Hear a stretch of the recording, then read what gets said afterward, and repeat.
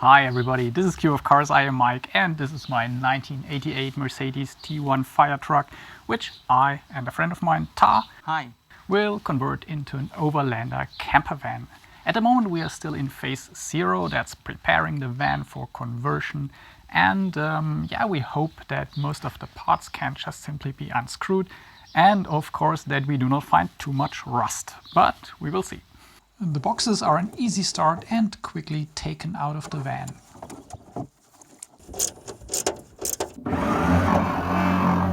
Here are just a few bolts to unscrew and some rivets to remove.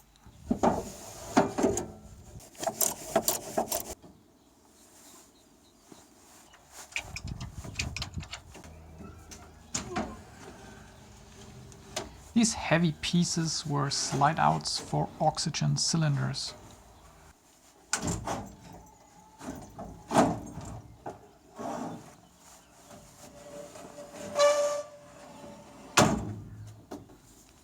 The shelf nearly disintegrates itself.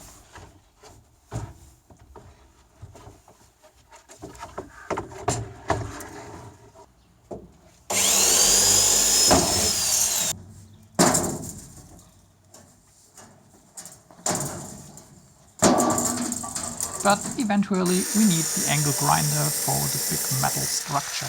There is no way to get that out of the van in one piece.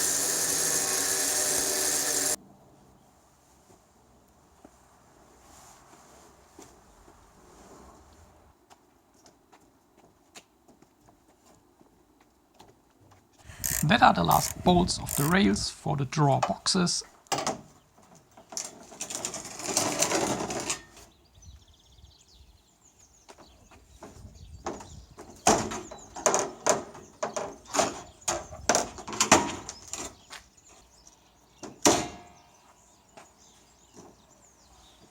And the rear-facing bench in the passenger compartment.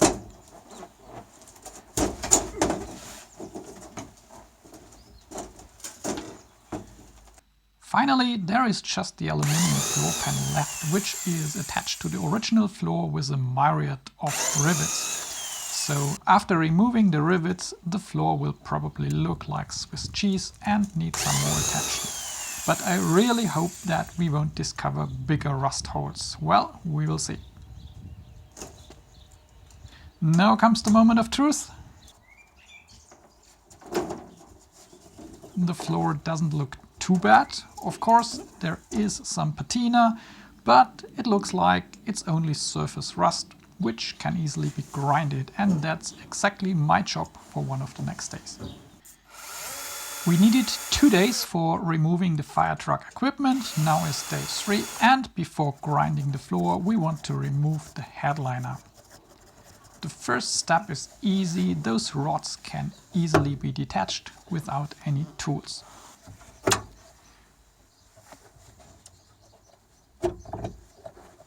Unfortunately for the foam material under the headliner, Mercedes used some kind of super glue. So it takes hours to remove this toxic waste, an extremely nasty job. And I'm very concerned about how to remove the glue residues later. Spoiler, we will need 2 days and severe chemical weapons for that later.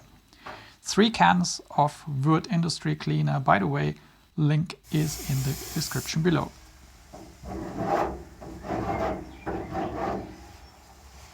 Removing these glue residues is really the absolute most horrible work ever, and this Würth Industrie cleaner helps a little bit, but still I think we need 2 days to get that off the roof.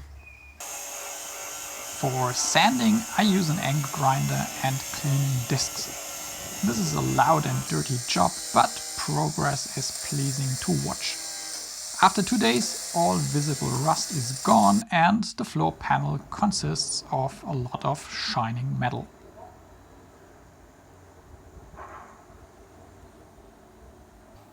Well, it was really a hell of a job now, 2 days of sanding the floor, but I think we did a good job. 99% of all rust should be removed, and now we will use this kind of anti-rust primer that will help if there is really any little traces of rust left. It will seal it.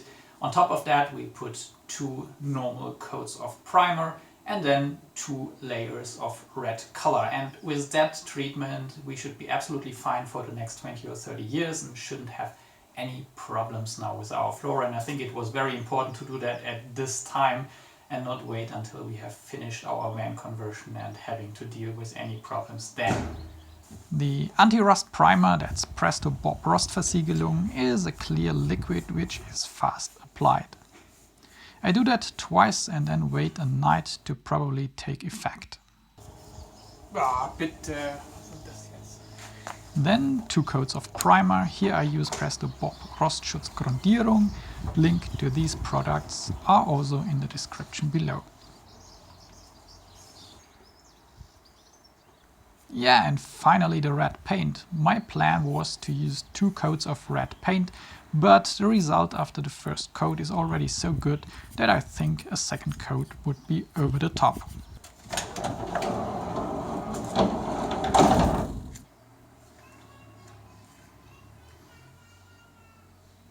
Looks like new now, doesn't it?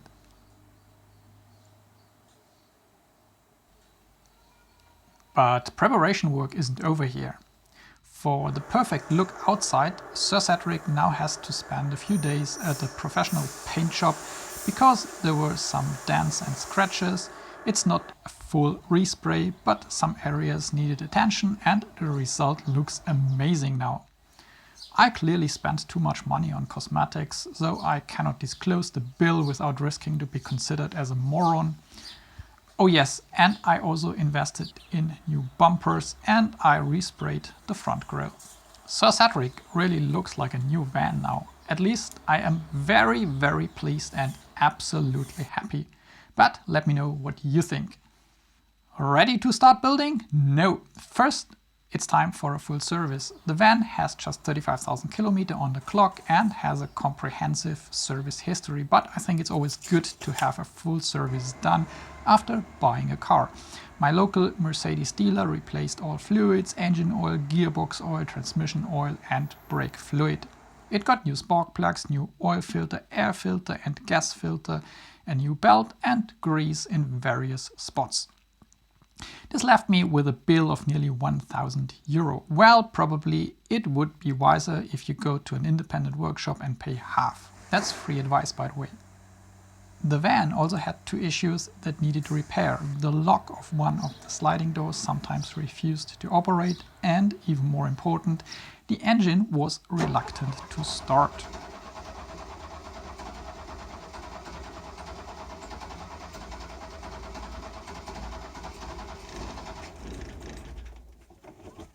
For sorting the problem with the engine, I went to a Bosch workshop and they replaced the carburetor flange, which was correct. Not sure if you can see that here on the video. Now the van starts easily and I am nearly 500 euros poorer than before.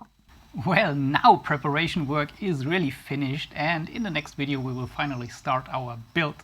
Probably our first job is creating a custom roof rack. Still on our to-do list in terms of preservation is a professional rust proofing, and I think Mike Sander grease is the best way to protect the cavities of a classic car in the long run or probably even forever. But more of that also in one of the next videos. So please subscribe to the channel if you don't want to miss our small van conversion series, and if you enjoyed this video please hit the like button or leave a comment. Both of that really helps for the YouTube algorithm. See you next time. Your voice echoes in my mind.